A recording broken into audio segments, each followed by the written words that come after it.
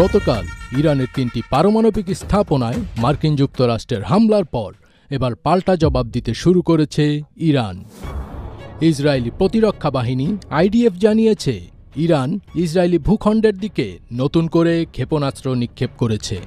তাই দেশের জনগণকে নিরাপদ আশ্রয় নেওয়ার আহ্বান জানিয়েছে আইডিএফ।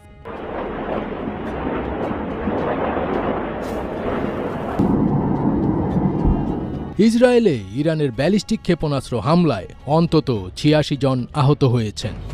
প্রায় ৩০টি ক্ষেপণাস্ত্র দেশটির তেল আবিব এবং মধ্যাঞ্চলীয় নেস জিওনা শহরে আঘাত হানে, যার ফলে আবাসিক এলাকায় ব্যাপক ক্ষয়ক্ষতি হয়। এদিকে একটি বিমান প্রতিরক্ষা ইন্টারসেপ্টর বিকল হয়ে উত্তরের শহর হাইফাতে